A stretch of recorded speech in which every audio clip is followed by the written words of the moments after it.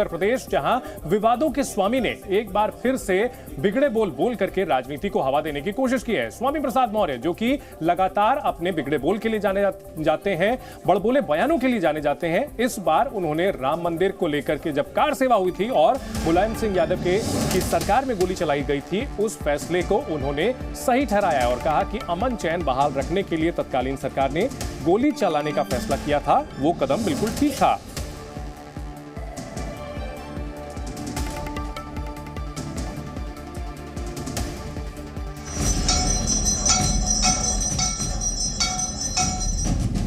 कभी रामलला का अपमान, कानून की रक्षा के लिए, अमन चैन कायम रखने के लिए उस समय जो गोली चलवाई थी वो सरकार का अपना कर्तव्य था, सरकार ने अपना कर्तव्य निभाया था। कभी हिंदू धर्म से धोखा, पिछड़े वर्गों के आरक्षण को खत्म नहीं करते, इसका मतलब है हिंदू एक धोखा है। 24 पर घमासान, सनातन का अपमान। देखिए, समाजवादी पार्टी और स्वामी प्रसाद मौर्य की जो कहानी है वो विक्रम बेताल जैसी हो गई है। अखिलेश के साथी, विवादों के सारथी। आज इतने साल बाद स्वामी प्रसाद मौर्य, उन्होंने इन घावों को फिर से हरा कर दिया है।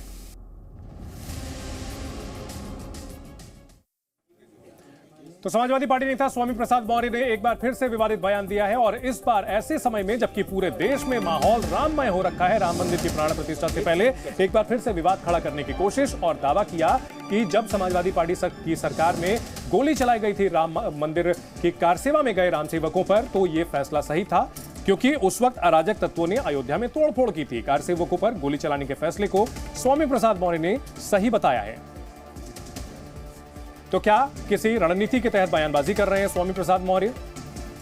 क्योंकि समाजवादी पार्टी की ओर से जहां यह भी कहा जाता है बार बार कि स्वामी प्रसाद मौर्य के ये बयान निजी बयान होते हैं, लेकिन स्वामी प्रसाद के पर रोक लगाने की, उनके बयानों पर रोक लगाने की कोई कोशिश नहीं की जाती है।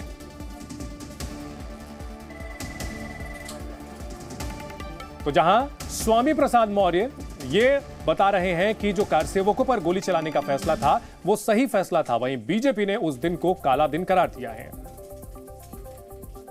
जिसमें अयोध्या में राम मंदिर पर घटना घटी थी, वहां पर बिना किसी न्यायपालिका के निर्देश के, बिना किसी प्रशासनिक आदेश के बड़े पैमाने पर अराजक तत्वों ने जो तोड़फोड़ की थी, तत्कालीन सरकार ने संविधान की रक्षा के लिए, कानून की रक्षा के लिए, अमन चैन कायम रखने के लिए उस समय जो गोली चलवाई थी वो सरकार का अपना कर्तव्य था, सरकार ने अपना कर्तव्य निभाया था।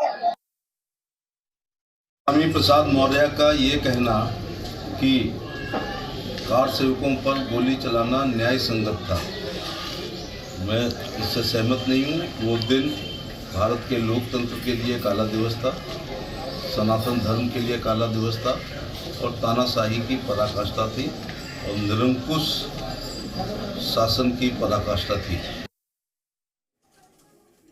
वहीं स्वामी प्रसाद मौर्य के विवादित बयान पर वीएचपी ने विरोध जताया है। वीएचपी के कार्यकारी अध्यक्ष आलोक कुमार ने कहा कि यह फैसला बिल्कुल गलत था और वो लोकतंत्र के लिए काला दिन था। वहीं दूसरी ओर कांग्रेस के नेता प्रमोद कृष्णम ने कहा कि ऐसे फैसलों से कांग्रेस को समाजवादी पार्टी को नुकसान होगा। स्वामी प्रसाद मौर्य की बयानबाजी समाजवादी पार्टी को नुकसान पहुंचाएगी, यह कहना है कांग्रेस नेता प्रमोद कृष्णम का। आज इतने साल बाद स्वामी प्रसाद मौर्य, उन्होंने इन घावों को फिर से हरा कर दिया है, उन हत्याओं को सही ठहराया है। उन्होंने सारे हिंदू समाज के हृदय पर आघात किया है और मैं कहना चाहता हूं स्वामी प्रसाद मौर्य जी, यह एक आत्मघाती कदम है। देखिए, समाजवादी पार्टी और स्वामी प्रसाद मौर्य की जो कहानी है वो विक्रम बेताल जैसी हो गई है। अखिलेश यादव जी के सिर पर स्वामी प्रसाद मौर्य जी का भूत सवार हो गया है और ये भूत अब उतरने वाला नहीं है।